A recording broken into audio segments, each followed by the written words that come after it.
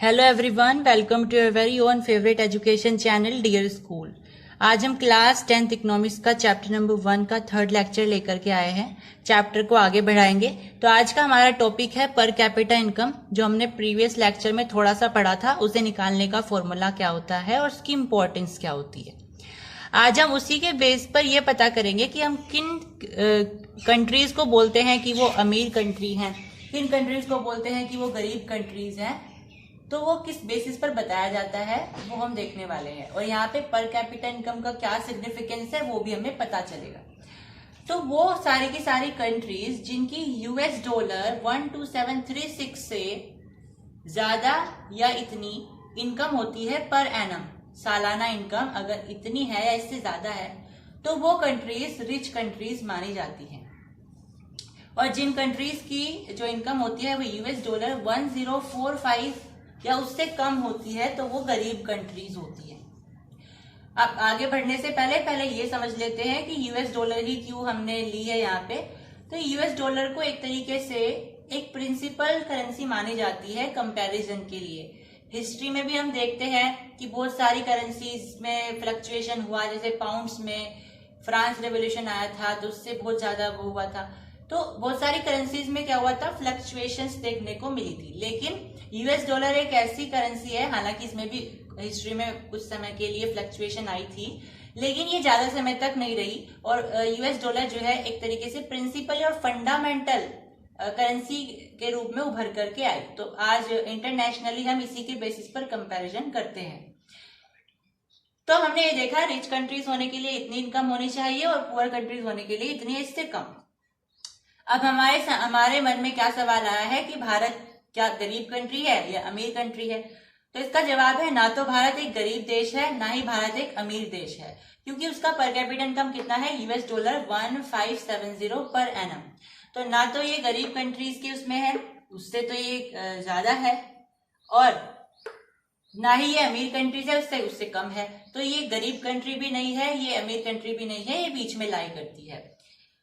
तो ये moderate country मान सकते हैं हम अकॉर्डिंग टू मनी, मॉनेटरी के टर्म्स में हम बोल सकते हैं कि हमारी जो कंट्री है वो मॉडरेट कंट्री है। अब अगर हम इंडियन रुपीज में देखें, इंडियन करेंसी में देखें, तो उसके हिसाब से कौन सी कंट्रीज को हम लो इनकम कंट्री बोलते हैं। तो countries with per capita income of ₹37,000 और लेस, या तो 37,000 से कम हो या उसके बराबर हो, तो हम उन कंट्री को बोलेंगे कि वो लो इनकम कंट्रीज हैं। अब देखिए, average income is useful for comparison but also has some disparities. अब ये जो हम सब कुछ बता रहे हैं, हम इतनी बड़ी बात बोल रहे हैं कि ये कंट्रीज अमीर होगी, ये कंट्री गरीब होगी, हमारा भारत देश ना तो गरीब है ना अमीर है, ये जो हम बातें बोल रहे हैं ये किसके बेसिस पर बोल रहे हैं, ये हम पर कैपिटा इनकम के बेसिस पर बोल रहे हैं। लेकिन ऐसा बिल्कुल भी नहीं है कि पर कैपिटा इनकम इतनी अच्छी चीज है।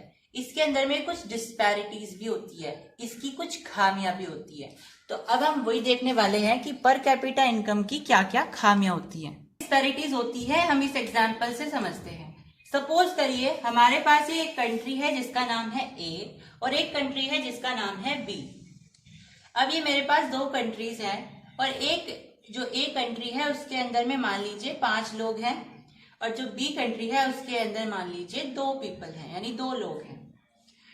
लेकिन ए जो कंट्री है उसकी मेरे पास अगर एवरेज इनकम निकल करके आती है तो वो 500 निकल करके आती है पर एनम, मान लीजिए, एग्जाम्पल ले लेते हैं। और दूसरी जो कंट्री है जिसके अंदर में 2 पीपल हैं, उसकी भी पर कैपिटा इनकम 500 निकल करके आती है। अब आप मुझे ये बताइए कि इनमें से कौन सी कंट्री ज्यादा डेवलप्ड है। क्या हम पर कैपिटा इनकम के हिसाब से केवल ये बोल सकते हैं कि ये कंट्री अमीर है या ये कंट्री अमीर है। आप कहने को बोलोगे कि दोनों ही कंट्री इक्वल हैं क्योंकि दोनों का पर कैपिटा इनकम सेम है, लेकिन ऐसा नहीं है।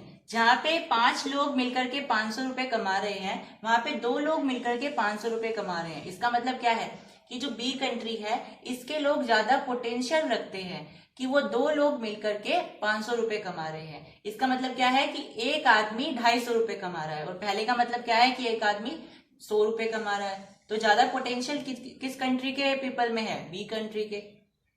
तो इसका मतलब कंट्री कौन सी डेवलप्ड है, बी, क्योंकि उनकी हेल्थ अच्छी होगी इसलिए वो उनका पोटेंशियल अच्छा है। तो यहाँ पे जो डेवलप्ड कंट्री है वो बी है, ना कि ए। समझ में आई? तो एवरेज इनकम हमें सब कुछ नहीं बताती। Average income one of the factors हो सकता है कंपैरिजन का, लेकिन ये एक अकेला मेथड नहीं है कंपैरिजन का। मैंने आपको ये पहले भी बताया है, इसलिए मैंने आपको पहले वो सारी बातें बताई थी ताकि आपको आगे चैप्टर में समझ में आए। अब भारत में कौन सा ऐसा राज्य है जो सबसे ऊपर है पर कैपिटा इनकम में? तो हरियाणा 2019 की रिपोर्ट के हिसाब से सबसे नंबर 1 पे है, और हो सकता है नई जो एडिशन आया है एनसीईआरटी का उसमें कोई और राज्य हो तो आप उसे चेक कर सकते हो। बाकी अभी आप यही रख सकते हो, बाकी आप ब्रैकेट में डाल भी सकते हो कि 2019 की रिपोर्ट है तो उसमें कोई ऐसा फर्क नहीं पड़ेगा, लेकिन 2019 के हिसाब से हरियाणा नंबर 1 पर है पर कैपिटा इनकम में। चलिए अब एक केस देखते हैं बिहार का।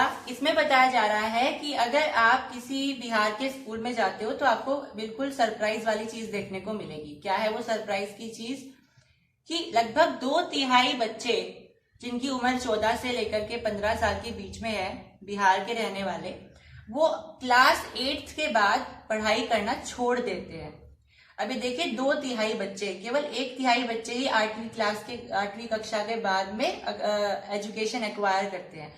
यानी 2/3 स्टूडेंट्स जो है, अगर 300 बच्चे हैं उसमें से केवल 100 बच्चे ही 8th क्लास के बाद पढ़ते हैं बिहार में, और 200 बच्चे फिर पढ़ना छोड़ देते हैं। यानी अगर आप वहां पे बिहार में कभी जाते हो किसी स्कूल में तो आपको एलिमेंट्री क्लासेस की 2/3 क्लासेस आपको मिसिंग मिलेगी, वहां पे बच्चे होंगे ही नहीं। समझ में आई? तो यहाँ से पता चलता है लिटरेसी जो है बिहार में बहुत काफी ज्यादा है। देखिए नेक्स्ट हमारे पास यहाँ पे एक एजर्शन है जिसका नाम है money in your pocket can not buy all the things. Very important assertion, NCERT का ही एक कोट है। इसमें बताया जा रहा है कि पैसा अगर आपके हाथ में है फिर भी आप दुनिया की सारी चीजें नहीं खरीद सकते हो।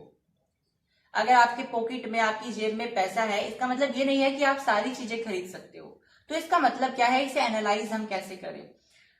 तो इसे एनालाइज हम ऐसे कर सकते हैं कि अगर आप कितने भी अमीर हो, मैंने चैप्टर के पहले भी डिस्कशन करा है इस चीज का, अब आगे आया तो मैंने यहाँ पे लिख भी दिया। पहली चीज तो ये है कि पोल्यूशन फ्री एनवायरमेंट। आप कितने भी अमीर हो जाओ, लेकिन आप पोल्यूशन फ्री एनवायरमेंट को तो नहीं हटा सकते अकेले मिलकर के। आपको सब अगर जनता, सारी सोसाइटी कोशिश करेगी तब जाकर के ऐसा पॉसिबल हो सकता है।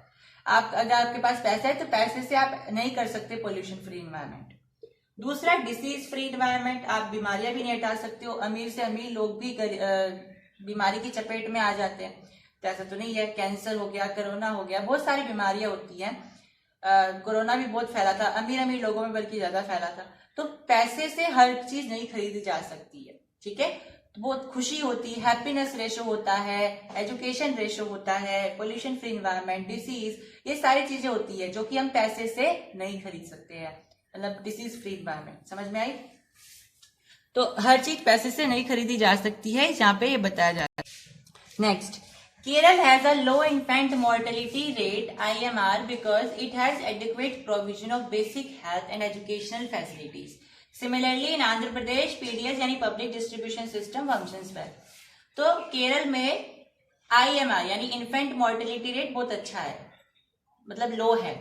अच्छे से मतलब होता है लो। IMR जितना ज्यादा लो होगा उतना अच्छा होता है। इसका मतलब होता है कि 1 साल के अंदर में कितने बच्चे जिनकी उम्र 1 साल से कम है वो मर गए हैं। तो वो तो बहुत बुरी बात है अगर ये बढ़ेगा रेट, तो इस केरल में बहुत कम होता है। हालांकि 9th का टॉपिक है ना। चलिए, एंड सिमिलरली आंध्र प्रदेश में पीडीएस सिस्टम यानी कि पब्लिक डिस्ट्रीब्यूशन सिस्टम बहुत अच्छा चल रहा है। तो यहाँ पे लोग भूखमरी नहीं है, न्यूट्रिशियस फूड मिल रहा है और न्यूट्रिशन वाली कमी नहीं है। तो ये कुछ ऐसे तरीके हो सकते हैं जिससे हम डेवलपमेंट ला सकते हैं हमारे राज्यों में। केरल में IMR सिस्टम बढ़िया चल रहा है, आंध्र प्रदेश में पीडीएस सिस्टम बढ़िया चल रहा है। अब श्रीलंका और इंडिया में क्या वर्सेस है, क्या डिफरेंसेस हैं, कंपैरिजन क्या है, ये क्वेश्चन कभी कभी पूछ लिया जाता है। तो अगर हम ओल्ड एनसीईआरटी के हिसाब से देखें तो श्रीलंका को बेटर बताया गया है इंडिया से। हालांकि अभी टुडे रिसेंट सिचुएशन क्या चल रही है वो हम सबको पता है, श्रीलंका बहुत ज्यादा क्राइसिस में है। तो श्रीलंका और इंडिया में क्या कंपैरिजन है भाई? HDI जो इसका रैंक है वो इंडिया से ज्यादा है। एवरेज इनकम भी कम पॉपुलेशन होने के बाद भी बढ़िया है इन कंपैरिजन टू इंडिया। इसकी ज्यादा पॉपुलेशन है तो ऑफकोर्स ज्यादा है इंडिया की, लेकिन श्रीलंका की कम पॉपुलेशन होने के बाद भी काफी अच्छी एवरेज इनकम है, तो उससे ज्यादा ही ये मानी जाती है। ठीक है, तो इसके हिसाब से कंपैरिजन किया जा सकता है, आप ऐसे पॉइंट्स लिख सकते हैं। अब जैसा कि मैंने बताया था, बहुत सारे फैक्टर्स होते हैं जिससे हम कंपेयर कर सकते हैं कंट्रीज को। HDI में कहा गया है कि इन चीजों को इंक्लूड किया जाना चाहिए, जैसे हैप्पीनेस रेशियो होता है, लोग कितने खुश हैं किस कंट्री के, वहां का एजुकेशनल लेवल क्या है ना, ये सब चीजें। तो हैप्पीनेस रेशियो जो है वो भूटान का बहुत अच्छा होता है, हाईएस्ट माना जाता है भूटान का, यानी भूटान के जो लोग हैं वो काफी खुश रहते हैं। Now next, ground water over use का एक टॉपिक है हमारी एनसीईआरटी में। यहाँ पे बताया गया है कि लगातार देखो डेवलपमेंट हो रही है, वो अपनी जगह है। डेवलपमेंट का मतलब इरिगेशन, किसी के लिए इरिगेशन हो सकता है, बढ़िया हो जाए, लेकिन इरिगेशन का इतना ओवर यूज कर लिया गया है कि ग्राउंड वाटर को डिक्लाइन कर दिया गया है। वेस्ट यूपी में और पंजाब में बहुत सारा जो पानी है वो डिक्लाइन हो गया है ग्राउंड वाटर का। इसी तरीके से 300 ऐसे डिस्ट्रिक्ट हैं, जिले हैं, जहां पे वाटर लेवल को 4 मीटर तक कम माना गया है, यानी कि कह देते हैं ना कि इस साल 4 मीटर तक नीचे घट गया ग्राउंड वाटर या ग्राउंड जो वाटर टेबल होता है वो। तो बहुत ज्यादा जो पानी है वो डिक्लाइन होता चला जा रहा है। तो यहाँ पे जो सस्टेनेबिलिटी होती है रिसोर्सेज की, वो उसके चांसेस कम होते जा रहे हैं। सस्टेनेबिलिटी का मतलब क्या होता है कि हम अपनी आने वाली जनरेशन के लिए अपने रिसोर्सेज को बचा के रखें, लेकिन जैसी करंट सिचुएशन है, पानी जैसे घटता जा रहा है, वाटर टेबल भी डिक्रीज होता जा रहा है, तो उसके हिसाब से हम ऐसा नहीं बोल सकते हैं। तो हमें इस पर क्या करना चाहिए, प्रिजर्वेशन लाना चाहिए, हमें पानी को लिमिटेड यूज करना चाहिए, ओवर यूज नहीं करना चाहिए। अब कुछ हम इम्पोर्टेंट एक्स्ट्रा चीज देखने वाले हैं जो हमारी एनसीईआरटी में नहीं है, लेकिन आपकी जस्ट नॉलेज के लिए है। तो यूएनडीपी के बारे में हम थोड़ी सी कुछ इंपॉर्टेंट और एक्स्ट्रा चीजें देखने वाले हैं। यूएनडीपी का मतलब मैंने आपको बताया था, तो आप प्रीवियस लेक्चर देख सकते हैं उसके लिए। ये थोड़ी सी उसके लिए एक्स्ट्रा डिटेल्स हैं। तो यूएनडीपी का जो मेन मकसद है, यूएनडीपी जिसके लिए बनाया गया है, वो क्या है, ह्यूमन डेवलपमेंट। मैंने ह्यूमन डेवलपमेंट भी बताया था, इसलिए मैंने आपको स्टार्टिंग में वो सारी चीजें बता दी थी। तो यूएनडीपी का ओवरऑल गोल क्या होता है, ह्यूमन डेवलपमेंट होता है। अब इसके 4 फोकस होते हैं, मतलब इसे 4 कह देते हैं ना, 4 फील्ड में काम करना है, और ये मानता है कि अगर मैंने इन 4 फील्ड में, 4 फोकसेस में अगर मैंने यहाँ पे काम कर लिया, तो जो इंटरनेशनली डेवलपमेंट हो जाएगा, ह्यूमन डेवलपमेंट हो जाएगा। पहला क्या है, पॉवर्टी रिडक्शन, यानी गरीबी को खत्म किया जाए। दूसरा है डेमोक्रेटिक गवर्नेंस, मतलब लोकतांत्रिक सरकार होनी चाहिए हर कंट्री में। ऐसा नहीं होना चाहिए तानाशाही है, मोनार्की है, ये वाला सिस्टम नहीं होना चाहिए, डेमोक्रेटिक गवर्नेंस हो। नेक्स्ट, एनवायरमेंट एंड एनर्जी, मतलब जो हमारा पर्यावरण है वो स्वच्छ रहे और ऊर्जा का जो स्रोत है वो सबको मिलता रहे, यानी एलपीजी मिल गई या वगैरह वगैरह जो भी है, फ्यूल मिल गए। तो एनवायरमेंट और एनर्जी को लेकर के।